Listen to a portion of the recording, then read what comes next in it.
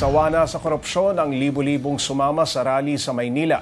Pero sa gitna ng pakikibaka para sa tapat na pamamahala, sumiklab ang gulo sa pagitan ng ilang nagpoprotesta at mga pulis. Balikan natin ang ilang nangyari sa loob ng 12-hour protesta coverage ng 1PH1 News, News 5 at True FM. Para bigyan ng mukha ang balita, Mobile Journal Merymon Reyes.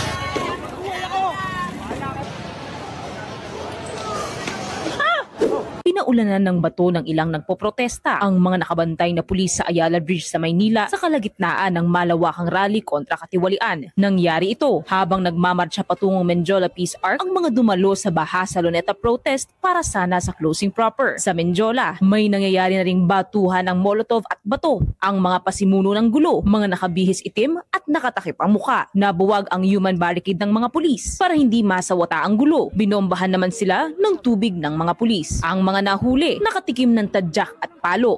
Hoy, nakatayo lang yan! Wala akong ginagawa na mali!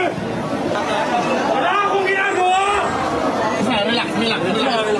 Winasak naman ng mga rallyista ang mga poste sa daan. Ginamit ang magagang material para magsindi ng apoy habang ang makukuhang bagay na may timbang ipinambabato. Sa gitna ng protesta, nagkasagutan din ang ilang grupo laban sa iba pang sumali sa rally.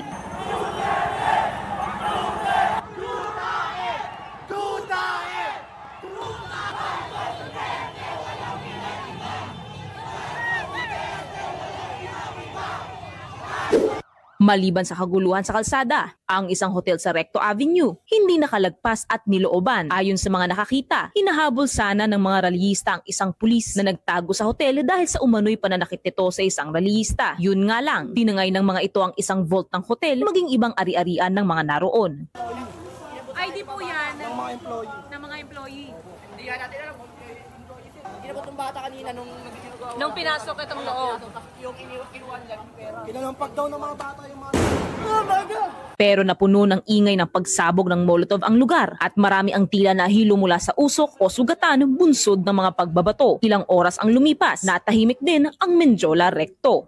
Sa oras na ito, it's around 8:30 p.m. 5 hours na. 5 oras nang nagsimula nung nag-start yung pag-aalsa or pag-aaklas dito sa Recto Avenue. Medyo kalmado na siya kumpara kanina na every few minutes merong pagsiklab ng apoy, merong karambola, may pagbabato.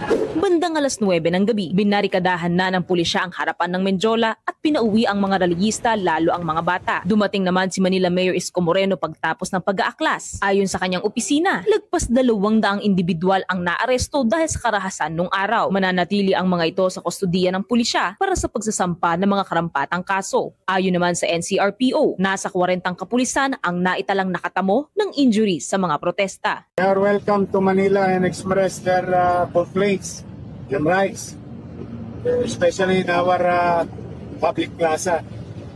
But they don't have the right to destroy properties, private and public. Kala ko pa gusto niyo ng gobyerno matino. Ba't yung sinira yung property ng gobyerno? Ayon sa Department of Health, may isang lalaking nasawi matapos masaksak sa gitna ng gulo sa Menjola. Sa kabila ng gulo, sinabi ng PNP na generally peaceful ang naging rally. Isang malawakang kilos protesta ang naganap at natapos. Pero nananatiling tanong ng karamihan, kailan makukuha ng bansa ang pagbabago nitong inaasam? Mobile journalist Merymon Reyes po, hatid ang mukha ng balita. Pag-usapan pa natin ang isinagawang rally kontra korupsyon sa Maynila. Kasama si Mobile Journal Merymon Reyes. Merymon, nung dumating ka para mag-cover nitong rallying ito, kamusta ba ang sitwasyon? Tsaka anong oras yun? Medyo mataas pa ang araw. Pops Jim, malaki yung difference eh. Oo. Kasi yung Bahasa Luneta na rally program, Oo. mula madaling araw na doon tayo bago mag alas 5 hanggang 1 or 2 p.m., okay siya. Kung ano yung pinangako ng mga organizer na mapayapang protesta lang, walang escalation doon, yun yung nangyari. Pero Tsaka mainit yung panahon, yun, diba? Paps J. Pero nung bumiyahe o nagmarcha na sila papuntang Menjola, Yun na. doon na nag-start. Ayala Bridge, nagsunog sila nitong container truck. van, Yung motor din doon, nagbato sila doon, pinasiklaban Nadamay din nila. yung motor, Yes. nasunog. Tas sa Menjola rin, eto rin, meron ding mga nakaitim nga na sinimulan daw yung gulo dahil nagbato. So nagkaroon ng aggression doon, Paps J. Malaki yung difference kung i-compare mo umaga at hapon, Paps J. Okay, Marymon, kailan nagsimula yung riot? Kilala na ba yung mga pasimuno nito? Paps J, even ang CICC tsaka ang ibang ang kapulisan din, nagbabacktrack sila doon, especially sa facial recognition, nitong mga nag-wreak havoc, yung mga nanggulo. And ang nasabi rin ng mga otoridad, plano rin nilang makipag-coordinate sa media para nga mas matignan yung footages daw ng mga ito. And even itong na Representative Teddy Casino mula sa bayan, sila rin nagsasabing, even si Representative Renato Reyes, sinasabi nila, hindi raw affiliated sa Tindig o sa coalition nila, itong mga supposed na nag-cause nung gulo.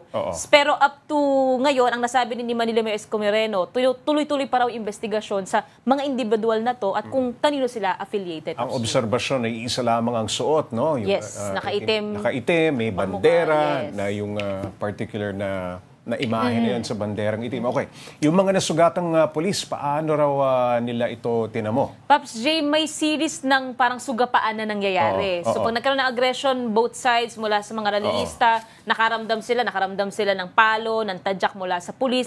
Yung nagre-react naman in return itong mga rallyista sa mga pulis. So doon magkakaroon talaga ng injury itong kapulisan ang mga rallyista. Kasabay kasi niya meron silang pagbabato. Kahoy, bato, bubog, Naggagantihan, ano? Yung magkabilang ganun siya, Paps J. Atras-abante siya. So pagka nag-push forward ang pulis, aatras sa mga rallyista.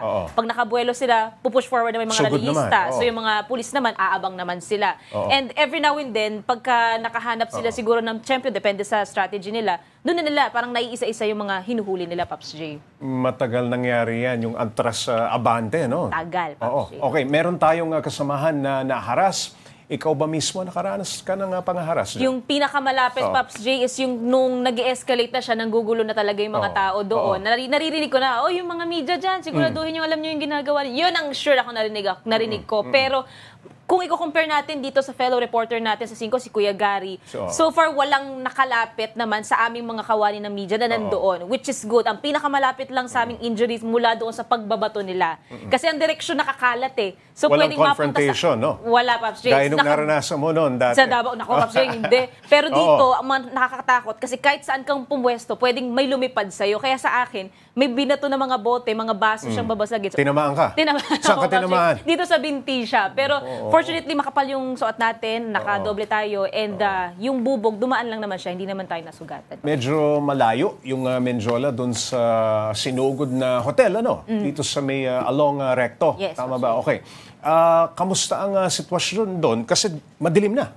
Paggabi na yun, Paps J. Actually, yung layo ng Menjola Peace Arc papunta doon sa hotel, parang less than a kilometer naman talaga siya. So, kaya siyang lakarin, kaya siyang takbuhin. Nagkataon kasi kaya siguro doon sila nagpasiklaban dahil nga pinushback sila ng pulisya. Imbis na mananatili sila malapit sa Menjola Peace Doon Arc. nagpang-abot. Doon, Paps J, doon napaisitan recto na, doon na mismo nagkakagulo-gulo. So, pero Paps J, nakakalat talaga sila eh. So kahit ma-disperse ngayon, maya-maya babuelo, makikita mo babalikan ulit itong mga kabataan. Karamihan sa kanila mga bata talaga, Paps J. Okay, Marymon, may mga nagsasabing may nawala raw sa ilang nagrally. Anong sabi ng mga pulis dito? So far, Paps J, wala pa tayong nakikitang konkretong kasagutan. Pero ang sinasabi kasi din dito, yung mga casualty, and sinabi rin na ni Mayor Moreno, na tuloy-tuloy investigasyon sa mga to. Parang so far, hoax pa itong mga lumalabas daw na kesyo may nawawala. May lumalabas kasing listahan din ng mga pangalan. Parang yung iba 20 yung names, yung iba 50 yung names. So, ang sabi ni Mayor Isko, hintayin daw muna na rumolyo yung investigasyon kung tunay nga ba to or kung hindi. Alright, maraming salamat. Mobile Journal, Marymon Reyes.